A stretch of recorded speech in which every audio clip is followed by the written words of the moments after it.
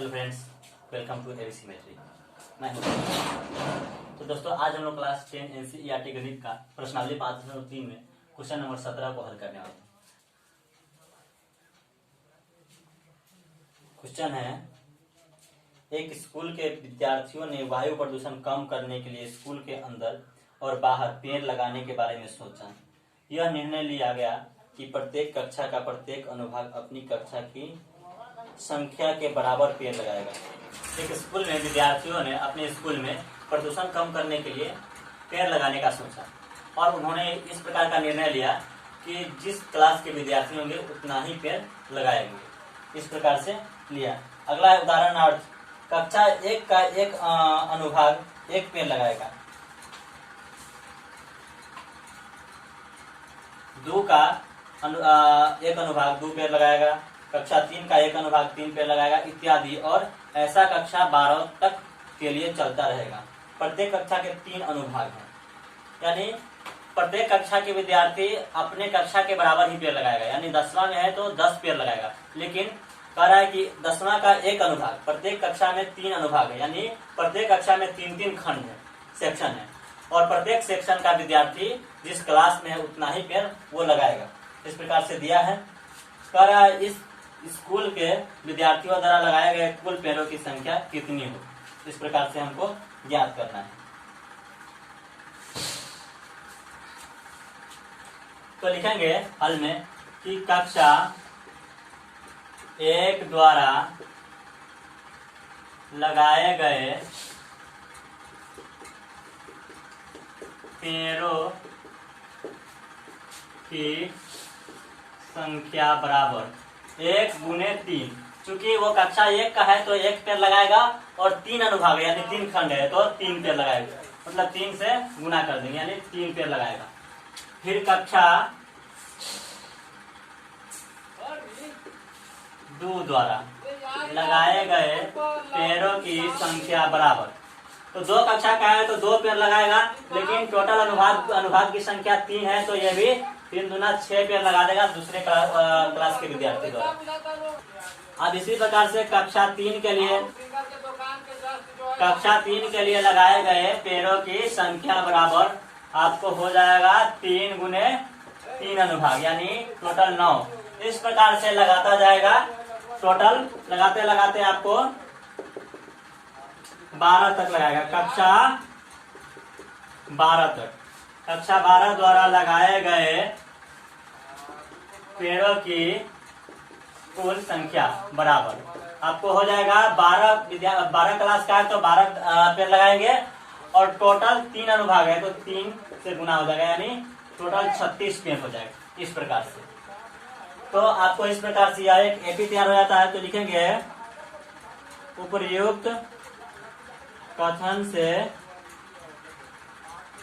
एक एपी तैयार होता है। जो एपी तैयार होता है वो आपको हो जाता है 3, फिर उसके बाद 6, उसके बाद 9, उसके बाद डॉट डॉट डॉट, लास्ट जो है वो आपको 36 प्राप्त हो जाता है। इस प्रकार से तो हमें कह रहा है कि टोटल कितने पेड़ लगाए जाएंगे स्कूल में, इस प्रकार से, यानी योग ज्ञात करना है। तो आइए ज्ञात करते हैं दोस्तों। यहाँ पे हमको प्रथम पद बराबर यानी ए बराबर हमको 3 प्राप्त है, इस प्रकार से, और टोटल पदों की संख्या यानी टोटल कक्षा की संख्या हमको 12 दिया है, यानी एन बराबर हमको 12 है, और लास्ट बार जो पेड़ लगाया जाता है वो आपको 36 है। लास्ट कक्षा के विद्यार्थियों द्वारा जो पेड़ लगाया जाता है 12वीं कक्षा के, वो आपको 36 है, यानी एल बराबर आपको जो है 36 दे दिया है। इस प्रकार से तो आइए दोस्तों सॉल्व करते हैं। यहाँ पे योग बराबर हो जाएगा, योग एस एन बराबर n/2 इंटू ए प्लस एल। इस फॉर्मूला से हम यहाँ पे इस्तेमाल करके इसका आंसर निकालते हैं, क्योंकि यहाँ पे अंतिम पद हमको पता है और n का मान भी पता है और a का मान भी पता है, इसलिए इस फॉर्मूला का इस्तेमाल करके ही हम यहाँ पे आंसर निकाल लेंगे। तो n का मान जो है हमको 12 है तो 12 लिख देंगे बटे 2 इंटू a का मान जो है हमको 3 है तो 3 लिख देंगे, और प्लस l का मान जो है वो आपको 36 है तो 36 लिख देंगे। एक कट करके दोस्तों 6 दे देगा, यानी हो जाएगा 6 गुने 36 और 3 40। इस प्रकार से यहाँ पे हम गुना करते हैं दोस्तों, तो 6 नंबर 54 और 6 तेरी 18 और 5 23, यानी टोटल 234 पेड़ लगाए जाएंगे। टोटल 12 के विद्यार्थी तक के बच्चे जो पेड़ लगाएंगे वो आपको 234 पेड़ लगाएंगे। इस प्रकार से यही हमारा आंसर हो जाएगा दोस्तों। अब चलते हैं दोस्तों अगले क्वेश्चन की ओर।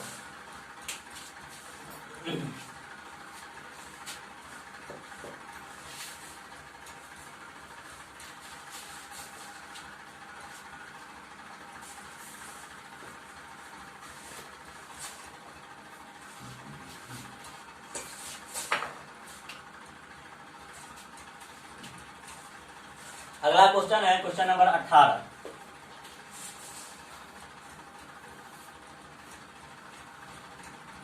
क्वेश्चन नंबर 18 में कह रहा है केंद्र ए से प्रारंभ करते हुए बारी बारी से केंद्रों ए और बी को लेते हुए त्रिज्याओं 0.5 सेंटीमीटर, 1.0 सेंटीमीटर, 1.5 सेंटीमीटर, 2.0 सेंटीमीटर वाले उत्तरोत्तर अर्धवृत्तों को खींचकर एक सर्किल बनाया गया है, जैसा कि आकृति 5.4 में दर्शाया गया है। 5.4 में कुछ इस प्रकार का आकृति एक दर्शाया गया है।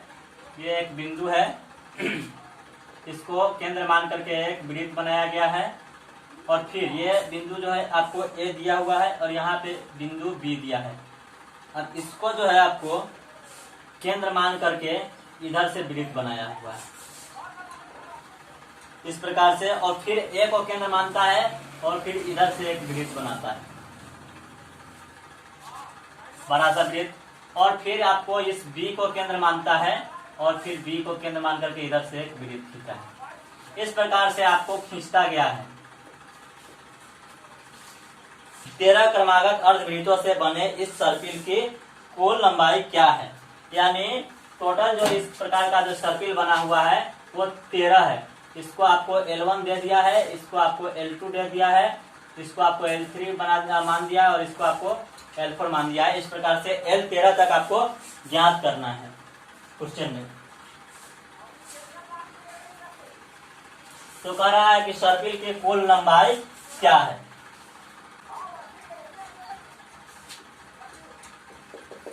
तो आइए हल करते हैं। यहाँ पे हो जाएगा L1 बराबर आपको क्या हो जाएगा, यहाँ से यहाँ तक का जो त्रिज्या आपको दिया है वो आपको 0.5 सेंटीमीटर दे दिया है, क्वेश्चन में कह रहा है। तो L1 बराबर हो जाएगा 2 पाई आर, क्योंकि अर्धवृत्त है तो इसलिए 2 पाई आर बटे 2 हो जाएगा। इसको काटेंगे दोस्तों तो 2 से 2 कट जाएगा, यानी चलो हम पाई इसको रहने देते हैं। और आर का मान जो यहाँ पे है हमको 0.5 दिया है, यानी 0.5 को आप काटिएगा तो हो जाएगा 1/2 पाई। ये हो गया। L2 बराबर जो है दोस्तों यहाँ पे हो जाएगा इसी प्रकार से 2 पाई आर बटे 2 कट करके, यहाँ पे जो है पाई का मान आपको पाई रहने देते हैं, और आर का मान यहाँ पे बी जो केंद्र माना जा रहा है इसके लिए जो है आपको आर यहाँ से लेकर के यहाँ तक का हो जाएगा, या फिर यहाँ से लेकर के यहाँ तक का। तो इसके लिए आपको 1 सेंटीमीटर दे रहा है, तो यहाँ पे लिख देंगे 1 सेंटीमीटर, यानी आपको इसका सीधे पाई आ जाएगा। ये आपको 1/2 पाई सेंटीमीटर, ये पाई सेंटीमीटर। इस प्रकार से L3 बराबर जो है आपको दे रहा है 2 पाई आर बटे 2 कट गया 2, यहाँ पे पाई इंटू आर का मान यहाँ पे 1.5 सेंटीमीटर हो जाएगा। यहाँ से यहाँ तक अगर आप इस ए को केंद्र मानते हैं और यहाँ से यहाँ तक आप ज्ञात करते हैं, तो या फिर आप यहाँ से लेकर के यहाँ तक, तो हो जाएगा 1.5 सेंटीमीटर। यानी इसको आप कीजिएगा दोस्तों हल, तो 3/2 पाई सेंटीमीटर आता है। इस प्रकार से हमें एपी प्राप्त होता है टोटल L13 तक। तो दोस्तों यहाँ से एक एपी तैयार होता है हमको। तो आइए हम देखते हैं, यहाँ पे 0.5 का आपको यहाँ पे अंतर आ रहा है, यानी 1/2 का। तो लिखेंगे यहाँ पे एपी बराबर जो हमको तैयार होगा आपको हो जाएगा 1/2 पाई, दूसरा आपको हो जाएगा पाई, तीसरा हो जाएगा 3/2 पाई। इस प्रकार से डॉट डॉट डॉट 13 पदों तक तो आइए दोस्तों, आपको यहाँ पे a बराबर जो प्राप्त है वो लिखते हैं 1/2 पाई, और d बराबर जो होगा आपको पाई घटाओ 1/2 पाई। यहाँ पे घटाइएगा दोस्तों तो हो जाएगा 2 एलसीएम, और यहाँ पे हो जाएगा 2 पाई और घटाओ पाई, इस प्रकार से तो हो जाएगा पाई/2। इस प्रकार से हमारा यह आएगा d का मान। और यहाँ पे n का मान जो है हमको 13 दिया है, यानी टोटल 13 पदों तक आपको यहाँ पे योग ज्ञात करना होगा। तो यहाँ पे हो जाएगा अब Sn बराबर हो जाएगा n/2 into 2a + n-1 into d। इस प्रकार से n का मान जो है हमको 13 प्राप्त है, तो 13 लिख देंगे बटे 2 इंटू 2 इंटू पाई का मान जो a का मान जो है आपको है पाई/2, यानी 1 पाई को आप सीधे पाई/2 लिख सकते हैं, प्लस n का मान यहाँ पे भी 13 घटाओ 1 गुने d का मान भी आपको पाई/2 ही आया है, तो पाई/2 लिख देंगे। इस प्रकार से 2 से 2 ये कट जाएगा यहाँ पे।